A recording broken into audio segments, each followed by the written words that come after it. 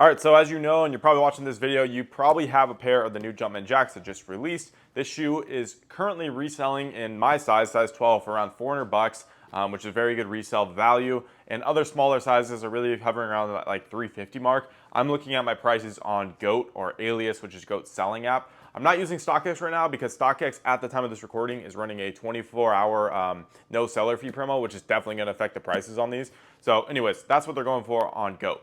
Now the question is, you have this shoe, you spent maybe $200 or so on it, and again, it is going for double that. Should you hold it or should you sell it now? And it's not really a black and white answer, right? Whether you should hold it or sell it now. It really comes down to two things. If you plan on investing in this shoe, so if you're holding it just for the sake that you want to make money on it, or if you just want to potentially wear this shoe in the future. Now, if this is a shoe you want to potentially wear in the future and it's your size, keep it, right? I mean, if you paid 200 bucks, you know what you spent on it and you can afford it, keep it. And if you want to wear it in the future, wear it. If you decide you don't want to wear it in the future, sell it. Like, you know, that's up to you. Personally, I have a ton of shoes. In fact, if you guys see my other videos, like all the shoes behind me, those are just shoes I personally like. Some of them aren't even my size.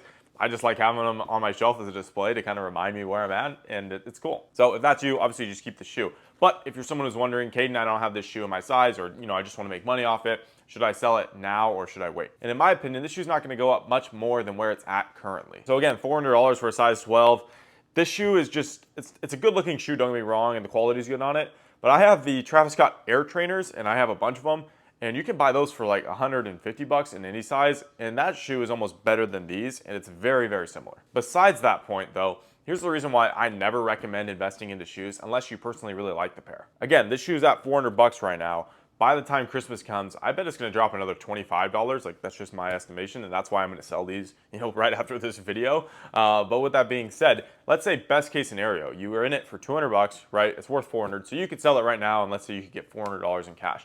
Versus after fees, really losing 50 bucks. So right now, best case scenario, if you sell it, you're going to get paid around $350, right? So you could have $350 right now today. Or you could say, hey, I think this shoe's going to go up in value, and you're just going to decide to wait, right? And I understand, again, the reasoning behind that. But best case scenario, let's say this shoe goes up another $50, and maybe you could go to $450.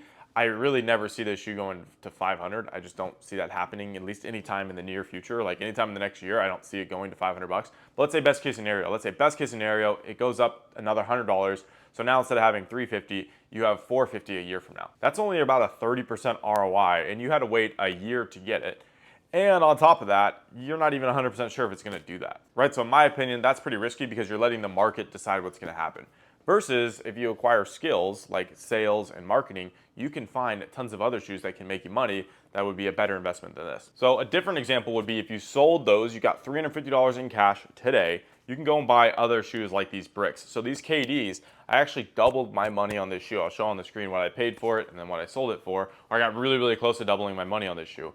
And I believe at the price I paid, I could have got like 6 or 7 of these for how cheap I got it for. I think 6 is the right number there. But with that being said, I would much rather have 6 pairs of these than 1 pair of those because I know these are going to be selling for a lot higher and I can actually control the market, right? If I get it for a cheap price, I know what it's actually worth and I can make money. Versus that, again, you're just kind of waiting and hoping things go up. And believe me, I've seen it happen so many times when there's a good release like those, and then they end up restocking in the future. Or Nike, again, Christmas is coming up. They usually will do like a Christmas Day or Christmas week restock where they restock a lot of their most recent releases. Even if it's a few pairs, a few sizes, that causes the market to go down drastically.